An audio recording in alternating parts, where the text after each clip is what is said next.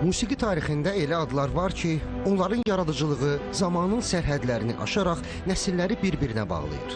Məhz belə sənətkarlardan biri də Mstislav Rostropovich idi. Əbədi melodiya Mstislav Rostropovich irsi adlı klassik musiqi konserti də məhz bu böyük sənətkarın xatirəsinə əsr olunmuşdu. Gecədə təkcə Rostropovich'in deyil, həm də görkəmli bəstəkar Sergey Prokofievin yaradıcılığına nəzər salındı.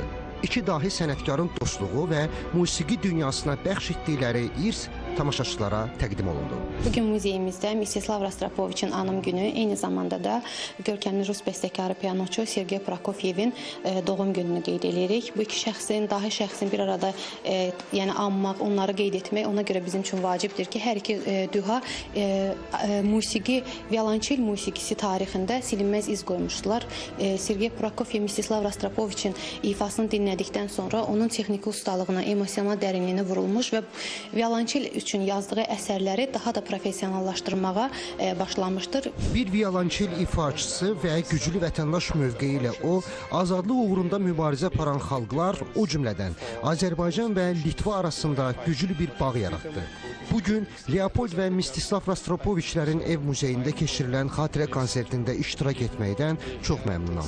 Sevindirici haldır ki, Azərbaycan və Litva xalqları klassik musiqini yüksək qiymətləndirirlər. Bu da xalqlarımızı birləşdirir. Bugün Rostropovich Muzeyinin təşkil etdiyi bu kimi tədbirlər və mədəni dialoq vasitəsilə Azərbaycan-Litva münasibətləri daha da möhkəmlənir. Konsert proqramında gənc istedadların ifasında dünya klassiklərinin əsərləri səsləndi, muzeyin zəngin fondundan seçilmiş foto və video materiallar nümayiş olundu.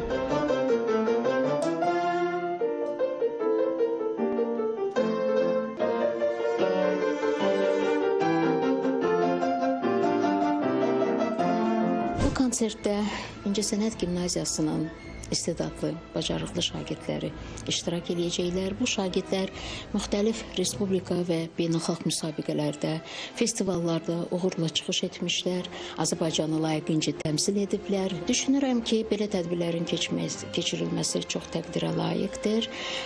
Biz klassik musiqini yaşatmalıyıq və İncəsənət Gimnaziyası olaraq belə tədbirlərdə böyük məsuliyyət və böyük sevgi ilə iştirak edirik.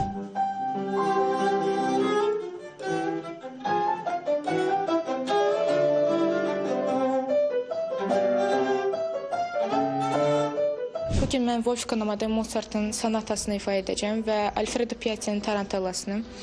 Mstislav Rostropovich'in haqqında çox oxumuşam, saytlarda oxumuşam və onun ifalarına qulaq asmışam, həm də onun əsərlərini ifa etmişəm konsertlərdə. Mstislav Rostropovich'in ifa tövsiyələrdən istifadə etməyə çalışıram və onun kimi gələcəkdə gözəl və parlaq ifaçı olmaq istəyərdim.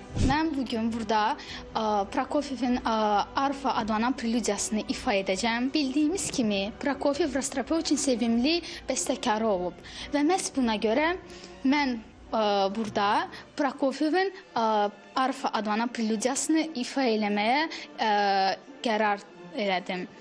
Mən çox şadam. Bugün bu konsertdə çıxış etmək mənim üçün böyük şərəfdir.